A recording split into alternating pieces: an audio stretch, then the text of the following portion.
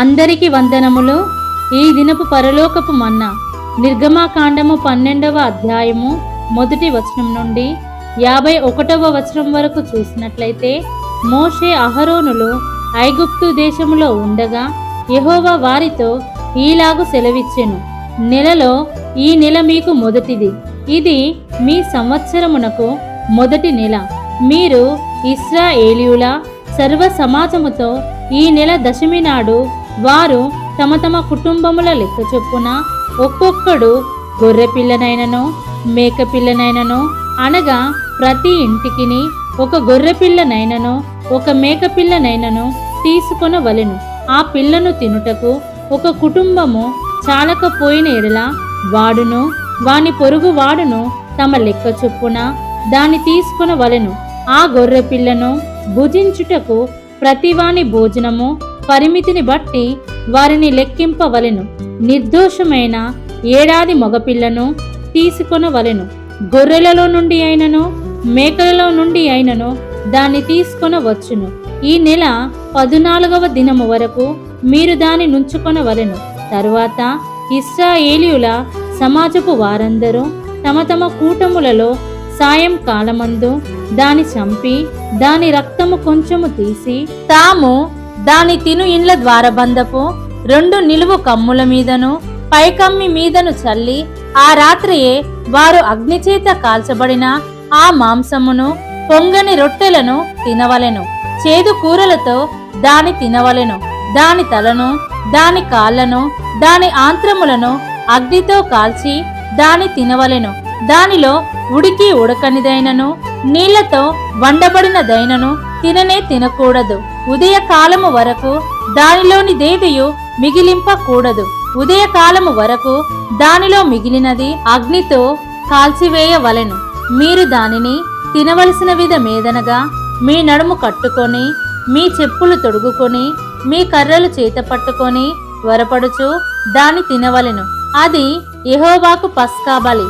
ఆ రాత్రి నేను ఐగుప్తు దేశమందు సంచరించి ఐగుప్తు దేశమందలి మనుష్యులలోనే గాని జంతువులలోనే గాని తొలి సంతతి అంతయు హతము చేసి ఐగుప్తు దేవతలకందరికిని తీర్పు తీర్చెదను. నేను యెహోవాను. మీరున్న ఇండ్ల మీద ఆ రక్తము మీకు గుర్తుగా ఉండును. నేను ఆ రక్తమును చూచి మిమ్మును నశింపచేయక దాటిపోయేదను.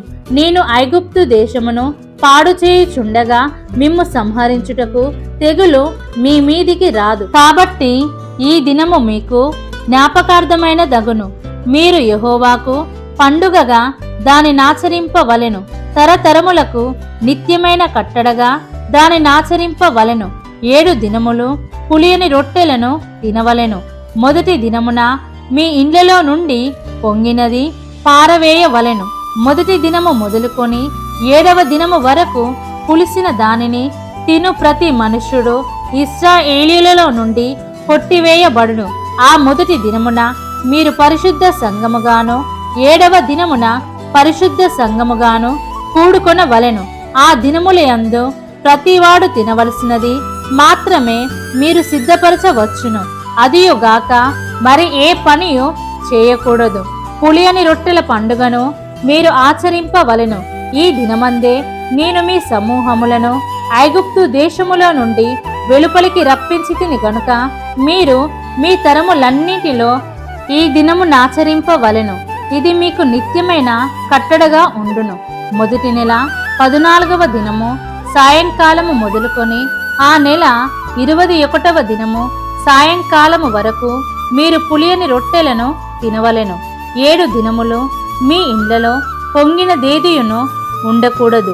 పులిసిన దానిని తినువాడు అన్యుడే గాని దేశంలో పుట్టినవాడే గాని ఇశ్రాయేలీయుల సమాజములో నుండక కొట్టివేయబడును. మీరు పులిసిన దేదియు తినక మీ నివాసములన్నిటిలోనూ పులియని వాటిని తినవలెనని చెప్పుమనెను. కాబట్టి మోషే ఇశ్రాయేలీయుల పెద్దలనందరినీ పిలిపించి వారితో ఇట్లనెను, మీరు మీ కుటుంబముల చొప్పున మందలో నుండి పిల్లను తీసుకుని పస్కా పశువును వధించుడి. మరియు హిస్సోపు కుంచి తీసుకుని పల్లెములోనున్న రక్తములో దాన్ని ముంచి ద్వారబంధపు పైకమ్మికిని 2 నిలువు కమ్ములకును పల్లములోని రక్తమును తాకింపవలెను. తరువాత మీలోనెవరును ఉదయము వరకు తన ఇంటి ద్వారము నుండి బయలు వెళ్ళకూడదు. యెహోవా ఐగుప్తీయులను హతము చేయుటకు దేశ సంచారము చేయుచు ద్వారబంధపు పైకమ్మి మీదను 2 నిలువు కమ్ముల మీదను ఉన్న రక్తమును చూచి యెహోవా తలుపును దాటిపోవును. మిమ్ము హతము చేయుటకు మీ ఇండ్లలోనికి సంహారకుని చొరనియ్యడు. కాబట్టి మీరు నిరంతరము మీకును మీ కుమారులకును దీనిని కట్టడగా ఆచరింపవలెను. యెహోవా తాను సెలవిచ్చినట్లు మీకిచ్చుచున్న దేశమందు మీరు ప్రవేశించిన తరువాత మీరు దీనినాచరింపవలెను. మరియు మీ కుమారులు మీరు ఆచరించు ఈ ఆచారమేమిటని మిమ్ము నడుగునప్పుడు మీరు ఇది యెహోవాకు పస్కా బలి. ఆయన ఐగుప్తీయులను హతము చేయుచు మన ఇండ్లను కాచినప్పుడు ఆయన ఐగుప్తులోనున్న ఇశ్రాయేలీయుల ఇండ్లను విడిచిపెట్టెను అనవలెనని చెప్పెను. అప్పుడు ప్రజలు తలలు వంచి నమస్కారము చేసిరి.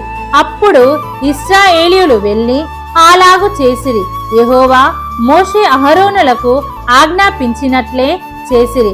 అర్ధరాత్రి వేళ జరిగినదేమనగా సింహాసనము మీద కూర్చున్న ఫరో మొదలుకొని చెరసాలలోనున్న ఖైదీ యొక్క తొలిపిల్ల వరకు ఐగుప్తు దేశమందలి తొలిపిల్లలనందరినీ పశువుల తొలిపిల్లలనన్నిటినీ యెహోవా హతము చేసెను. ఆ రాత్రి ఫరోయు అతని సేవకులందరూ ఐగుప్తీయులందరూ లేచినప్పుడు శవము లేని ఇల్లు ఒకటైనను లేకపోయినందున ఐగుప్తులో మహాఘోష పుట్టెను. ఆ రాత్రివేళ ఫరో మోషే అహరోనులను పిలిపించి వారితో, మీరును ఇశ్రాయేలీయులను లేచి నా ప్రజల మధ్య నుండి బయలువెల్లుడి. మీరు చెప్పినట్లు పోయి యెహోవాను సేవించుడి. మీరు చెప్పినట్లు మీ మందలను మీ పశువులను తీసుకొని పోవుడి.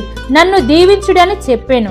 ఐగుప్తీయులు మనమందరము చచ్చిన వారమనుకొని తమ దేశములో నుండి ప్రజలను పంపుటకు త్వరపడి వారిని బలవంతము చేసిరి. కాబట్టి ప్రజలు తమ పిండి ముద్దను తీసుకుని అది పులియక మునిపే పిండి పిసుకు తొట్లలో దాని మూట కట్టుకొని తమ భుజముల మీద పెట్టుకొని పోయిరి. ఇశ్రాయేలీయులు మోషే మాట చొప్పున చేసి ఐగుప్తీయుల యొద్ద వెండి నగలను బంగారు నగలను వస్త్రములను అడిగి తీసుకొనిరి. యెహోవా ప్రజల యెడల ఐగుప్తీయులకు కటాక్షము కలగజేసిను గనుక వారు వారికి కావలసిన వాటిని ఇచ్చిరి. అట్లు వారు ఐగుప్తీయులను దోచుకొనిరి. అప్పుడు ఇశ్రాయేలీయులు రామాసేసు నుండి సుక్కోతుకు ప్రయాణమై పోయిరి. వారు పిల్లలుగాక కాల్బలము 6,00,000 వీరులు, అనేకులైన అన్యజనుల సమూహమును, గొర్రెలు ఎద్దులు మొదలైన పశువుల గొప్ప మందయును వారితో కూడా బయలుదేరెను.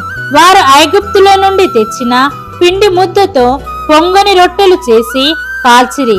వారు ఐగుప్తులో నుండి వెళ్ళగొట్టబడి తడువు చేయలేకపోయిరి గనుక అది పులిసి ఉండలేదు. వారు తమ కొరకు వేరొక ఆహారమును సిద్ధపరుచుకొని ఉండలేదు. ఇశ్రాయేలీలు ఐగుప్తులో నివసించిన కాలము 430 సంవత్సరములు. ఆ 430 సంవత్సరములు గడిచిన తరువాత జరిగినదేమనగా ఆ దినమందే యెహోవా సేనలన్నీయు ఐగుప్తు దేశములో నుండి బయలుదేరిపోయెను. ఆయన ఐగుప్తు దేశములో నుండి వారిని బయటికి రప్పించినందుకు ఇది యెహోవాకు ఆచరింపదగిన రాత్రి. ఇశ్రాయేలీయులందరూ తమ తమ తరములలో యెహోవాకు ఆచరింపదగిన రాత్రి ఇదే. మరియు యెహోవా మోషే అహరోనులతో ఇట్లనెను, ఇది పస్కా పండుగను గూర్చిన కట్టడ. అన్యుడెవడును దాని తినకూడదు గాని వెండితో కొనబడిన దాసుడు సున్నతి పొందిన వాడైతే దాని తినవచ్చును.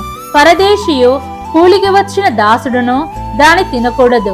మీరు ఒక్క ఇంటిలోనే దాని తినవలెను. దాని మాంసంలో కొంచెమైనను ఇంటిలో నుండి బయటికి తీసుకుని పోకూడదు. దానిలో ఒక్క ఎముకనైనను మీరు విరవకూడదు. ఇశ్రాయేలీయుల సర్వ సమాజము ఈ పండుగను ఆచరింపవలెను. నీ యొద్ద నివసించు పరదేశి యెహోవా పస్కాను ఆచరింపగోరుని ఎడల అతనికి కలిగిన ప్రతి మగవాడు సున్నతి పొందవలెను. తరువాత అతడు సమాజములో చేరి దానిని ఆచరింపవచ్చును. అట్టివాడు మీ దేశంలో పుట్టిన వానితో సముడగును. సున్నతి పొందినవాడు దానిని తినకూడదు. దేశస్థునికిని మీలో నివసించు పరదేశికిని దీని గూర్చి ఒకటే విధి ఉండవలెనెను. ఇశ్రాయేలీయులందరూ అలాగు చేసిరి. యెహోవా మోషే అహరోనులకు ఆజ్ఞాపించినట్లు చేసిరి. యెహోవా ఇశ్రాయేలీయులను వారి వారి సమూహముల చొప్పున ఆనాడే ఐగుప్తు దేశములో నుండి వెలుపలికి రప్పించెను. దీన్ని మనం అర్థము చేసుకున్నట్లయితే ఈ అధ్యాయంలో చివరి తెగులు ఐగుప్తు రాజు అయిన ఫరో మొదటి సంతానము మొదలుకొని చెరసాలలో ఉన్న ఖైదీ మొదటి సంతానము వరకు వారి పిల్లలను దేవుడు హతము చేయడము ద్వారా ముగుస్తుంది.